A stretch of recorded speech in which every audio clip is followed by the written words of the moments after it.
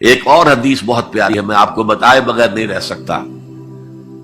حضور اپنے حجرے سے برآمد ہوئے تو آپ نے دیکھا مسجد نبوی کے ایک کونے میں صحابہ بیٹھے ہیں، قرآن کا مذاکرہ کر رہے ہیں۔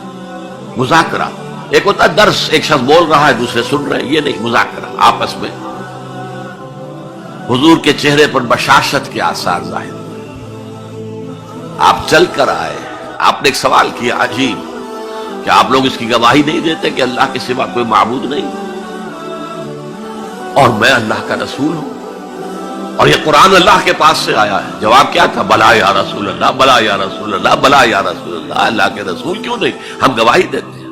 اب فرمایا جس کے لیے میں نے یہ حدیث سنائی، فاستبشروا، خوشیاں مناؤ، جیسے ہم نے دوسرا جو تھا سورہ یونس کی آیات، فبذالک فلیفرحوا، خوشیاں مناؤ، جشن مناؤ اس قرآن پر۔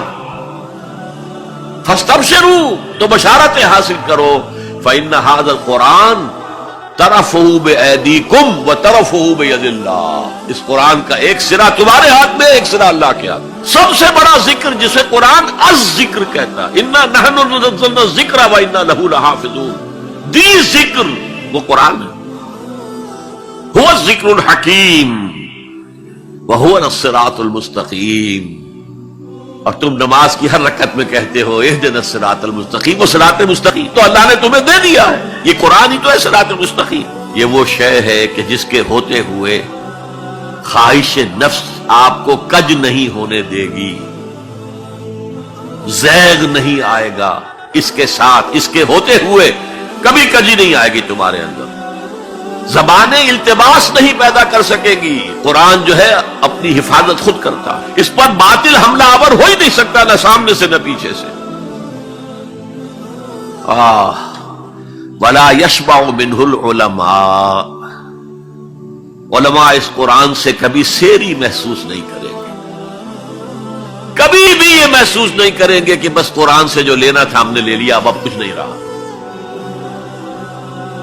پڑھتے رہیں گے، پڑھتے رہیں گے، پڑھتے رہیں گے، معلوم ہوگا ہر مرتبہ کوئی نئی چیز آ رہی ہے۔ بار بار کے پڑھنے سے اس پر کوئی باسی پن طاری نہیں ہوگا۔ کوئی اور کتاب دنیا میں ایسی نہیں ہے، ایک دفعہ پڑھ لی، دو دفعہ پڑھ لی، پھر تیسری دفعہ ہاتھ لگانے کو جی نہیں چاہتا، پڑھنے کو جی نہیں چاہتا، سوال ہی پیدا نہیں۔ یہ وہ ہے، پڑھتے رہو گے، پڑھتے رہو گے، اس پر کوئی باسی پن طاری نہیں ہوگا۔ وَلَا تَنْقَضِي عَجَائِبُهُ، اس کے عجائب کبھی ختم نہیں ہوں گے۔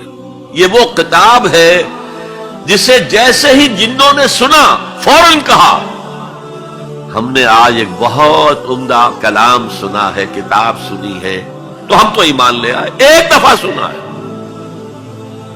اور وہ داعی بن کر چلے گئے۔ یا قومنا اجیبوا داعی اللہ، اے ہماری قوم کے لوگوں، اس اللہ کی طرف پکارنے والے کی آواز پر لبیک کہو۔ اب چار جملے جو آئے ہیں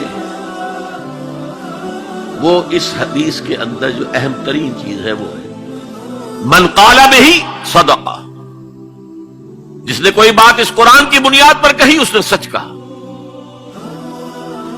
ومن عمل بہ اجر، جس نے اس پر عمل کیا اس کا اجر محفوظ۔ ومن حکم بہ عدل، اور جس نے اس کی بنیاد پر کوئی فیصلہ کیا اس نے عدل کیا۔ اور آخری جملہ، کاش کہ اس کا مصداق اللہ مجھے بھی اور آپ کو بھی بنا دے۔ وَمَن دَعَا إِلَيْهِ هُدِيَ إِلَىٰ صِرَاطٍ مُسْتَقِيمٍ، جو اس قرآن کی طرف لوگوں کو بلائے گا، کسی اور کو ہدایت ہو نہ ہو، اس کی ہدایت ہو گئی۔ حضرت جبرائیل نے حضور سے کہا یا محمد صلی اللہ علیہ وسلم، امتک بعدک، آپ کے بعد آپ کی امت کا کیا حال ہوگا، کون سہارا ہوگا؟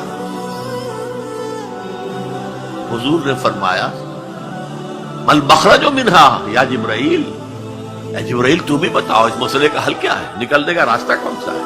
تب حضرت جبرائیل نے یہ ساری حدیث پڑھ لی، گویا کہ اس کے راوی اول حضرت جبرائیل ہے، راوی ثانی حضور ہے، راوی ثالث حضرت علی ہے رضی